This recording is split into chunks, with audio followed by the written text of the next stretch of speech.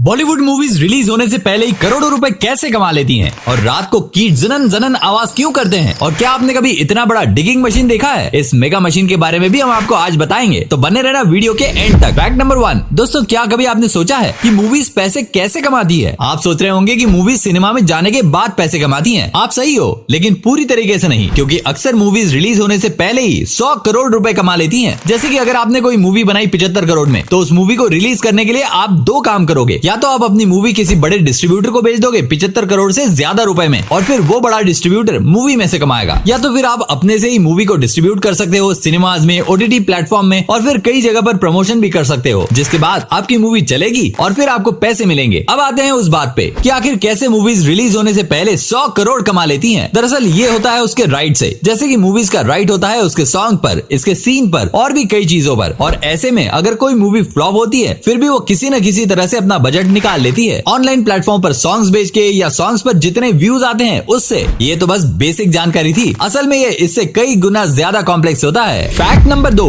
बड़ी बड़ी मशीनों को काम करता देख के सही में बहुत अच्छा लगता है, और कई बार तो ये मशीन हमें चौंका देती है। जैसे कि आप इस सुरंग खोदने वाली मशीन को ही देख लो, ये मशीन किसी भी जगह में सुरंग खोद देती है। इस मशीन के सामने हम इंसान भी ज्यादा बड़े नहीं दिखते हैं। भारत में भी अंडरग्राउंड मेट्रो जो है दिल्ली और मुंबई में, वो भी ऐसे ही बन रही है। ये मशीन जमीन के अंदर खोदती है और बाहर हमें पता भी नहीं चलता कि हमारे पैरों तले इतनी बड़ी मशीन जा रही है। ये मशीन अपने आगे लगे हुए कटर से किसी भी तरह की मिट्टी और पत्थर को काट देती है, और मशीन के नीचे लगा कन्वेयर बेल्ट इन मिट्टी और पत्थर के टुकड़ों को सतह पर लेके आता है। और जैसे जैसे ये मशीन आगे सुरंग खोदती जाती है, वैसे ही पीछे से सीमेंट की टाइल्स लगती जाती है, जिससे सुरंग में एक फिनिशिंग लुक मिलता है। एक सुरंग खोदने में 2 से 3 महीने का वक्त लगता है, और ये पेट्रोल पर चलती है, जिसकी वजह से काफी पेट्रोल भी खाती है। इस खोदी हुई सुरंग में फिर ट्रेन ट्रैक बनाए जाते हैं, और जहाँ से मशीन को अंदर और बाहर निकाला जाता है, वहीं पर स्टेशन बनाया जाता है नीचे जाने के लिए। फैक्ट नंबर 3, दोस्तों आपने आज तक कई कमाल के गेमिंग सेटअप देखे होंगे, जैसे कि RGB गेमिंग सेटअप, लेकिन अभी मैं जो आपको गेमिंग सेटअप बताऊंगा, ये हर एक गेमर का सपना होगा। द अल्टीमेट गेमिंग सेटअप, जिसमें लेविटेटिंग चेयर होने के साथ पूरी की पूरी गेमिंग सेटअप है। आप इसे सेटअप इन चेयर भी कह सकते हो। वाकई में ये काबिले तारीफ है। इसमें आपको 4 मॉनिटर सेटअप भी दिखते हैं, 3 मॉनिटर गेम्स के लिए और बचा हुआ 1 मॉनिटर बाकी काम के लिए। अब इतने सारे फीचर्स हैं तो जाहिर सी बात है ये सिस्टम महंगा होगा ही। इस गेमिंग सेटअप की प्राइस 10 लाख इंडियन रुपीज है। जी हाँ, आपने सही सुना। फैक्ट नंबर 4, रात में कीटकों की आवाज क्यों आती है? आपने ये बात तो नोटिस की होगी कि जैसे ही रात होती है, वैसे ही कीटकों की जनन जनन आवाज आना शुरू हो जाती है, और कई बार ये आवाज काफी इरिटेटिंग भी होती है। और तो और ये आवाज गर्मी के सीजन में और भी ज्यादा बढ़ जाती है। पर सवाल ये है कि आखिर ये आवाज आती क्यों है? दरअसल इसके पीछे 2 कारण होते हैं। सबसे पहला कारण, मेटिंग करने के लिए कीटक अपने पंखों को जोर जोर से हिलाते हैं, जिससे पंख आपस में टकराते हैं और ये आवाज आती है। ये ऐसा इसलिए करते हैं ताकि वो मादाओं को अपनी तरफ आकर्षित कर पाएं, और इसीलिए जनन जनन की आवाज आती है। और दूसरा कारण यह है कि कीटक रात के समय मेटिंग कर रहे होते हैं, जिसकी वजह से उनके पंख आपस में टकराते हैं और आवाज आती है। वैसे इनका मेटिंग का कोई खास सीजन नहीं होता है, लेकिन देखा गया है कि गर्मी के महीनों में कीटक ज्यादा मेटिंग करते हैं। फैक्ट नंबर 5, दोस्तों कुदरत अपने आप में ही कमाल की है। हमेशा लगता है कि जानवर इतने होशियार नहीं होते, लेकिन जानवर अपने आप को बचाना बखूबी जानते हैं। जैसे कि आप जानवर के इन दोनों जोड़ों को देख लो। ज़ेब्रा जो होते हैं उनकी आंखें बहुत कमजोर होती है, और वहीं पर बात करें ऑस्ट्रिच की, तो उनके कान ज्यादा दूर तक नहीं सुन पाते हैं, जिसकी वजह से ये दोनों जानवर आपस में सिम्बायोटिक रिलेशन फॉर्म कर लेते हैं। यानी कि ऐसा रिलेशन जो कि बस एक दूसरे के मतलब के ऊपर बना है। ये दोनों जानवर एक साथ अपने अपने झुंड में घूमते हैं। ऑस्ट्रिच अपने खाने का बंदोबस्त करता है और ज़ेब्रा अपने खाने का, और अपने अपने झुंड को संभालने का काम भी ये जानवर अकेले ही करते हैं। लेकिन जब बात आती है दूसरे जानवर से बचने की, तब ये जानवर एक साथ मिल जाते हैं। अगर ज़ेब्रा को किसी दूसरे जानवर के पास आने का संकेत सुनाई देता है, तो वो ऑस्ट्रिच को चौकन्ना कर देते हैं, और अगर ऑस्ट्रिच को दूर से आता कोई खतरनाक जानवर दिख जाता है, तो वो ज़ेब्रास को संकेत दे देते हैं, जिसकी वजह से दोनों जानवर अपनी जान बचा लेते हैं। वीडियो अच्छा लगा हो तो लाइक कर देना। ऐसी वीडियोस देखते रहना चाहते हो तो पेज को फॉलो कर लेना। वीडियो देखने के लिए बहुत बहुत धन्यवाद।